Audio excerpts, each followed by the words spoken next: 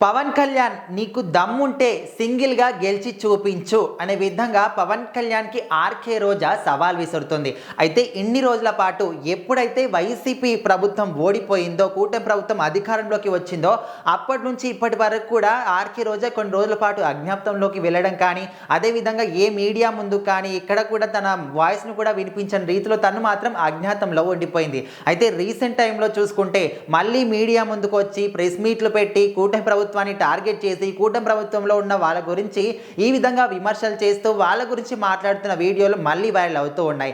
అయితే ఇన్ని రోజుల పాటు వైసీపీ గవర్నమెంట్ ఉన్నప్పుడు ఒక ఫైర్ బ్రాండ్గా పేరు తెచ్చుకున్న ఆర్కే రోజా సైలెంట్ అయిపోయిందిలే, ఇక మీదట మళ్ళీ ఎవరి గురించి కూడా మాట్లాడదు.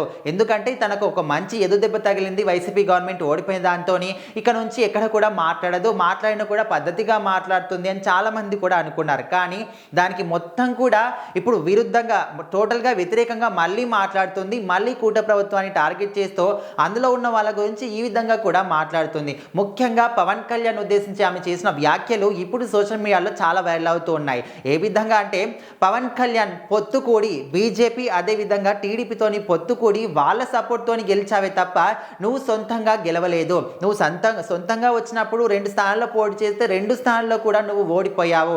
ఆ సంగతి నీకు గుర్తుందా? ఇప్పుడు ఏదో వీళ్ళ సపోర్ట్తోని బీజేపీ టీడీపీ సపోర్ట్తోని గెలిచి నేనేదో గెలిచాననే విధంగా నువ్వు చాలా ఉప్పొంగిపోతున్నావు. కానీ ఇప్పుడు రాబోయే ఎలక్షన్స్లో నువ్వు ఒంటరిగా పోటీ చేసి గెలిచి చూపించు దమ్ము ఉంటే అనే విధంగా ఆర్కే రోజా మాత్రం ఓపెన్గా సవాల్ విసురుతుంది. సో తన విషయానికి వస్తే తను కూడా ఒక ఒంటరిగానే ఇక్కడ గెలిచి నేను చూపించాను, ఇప్పుడు ఓడిపోయి ఉండొచ్చు, మళ్ళీ ఫ్యూచర్లో మళ్ళీ గెలుస్తాను కదా, అదేవిధంగా నువ్వు కూడా ఒంటరిగా పోటీ చేసి గెలువు అనే విధంగా తను మాట్లాడుతుంది. కానీ తన గురించి వేరే వాళ్ళ గురించి వేరైతే చూపించేటప్పుడు తన గురించి తాను కూడా తెలుసుకోవాలి కదా అని చాలామంది కూడా అంటున్నారు. ఈ మాటలు విన్న తర్వాత ఒకవేళ ముందుకు చూపిస్తే మిగతా 4 వేలు కూడా మిగతా 3 వేలు కూడా మన వైపు చూపిస్తాయి కదా, దాన్ని ఎందుకు రోజా గమనించడం లేదు? నువ్వు ఎన్ని తప్పులు చేస్తుంటే ప్రజలందరూ కూడా మిమ్మల్ని ఓడింపజేసి ఇప్పుడు ఈ స్థితిలో కూర్చోబెట్టారు అంటే మీరు గెలిచినప్పుడు ఎన్ని సీట్లు ఉండేవి, ఇప్పుడు ఓడిపోయినప్పుడు కనీసం ప్రతిపక్ష హోదా కూడా లేనటువంటి 11 సీట్లకు మీ ప్రభుత్వాన్ని దించారంటే మీరు ఏ విధంగా చేశారు? సరే, రాష్ట్రం మొత్తం మీద కూడా సీఎం పదవి అంటే ఏమో జగన్మోహన్ రెడ్డి ఓడిపోయాడంటే ఓకే,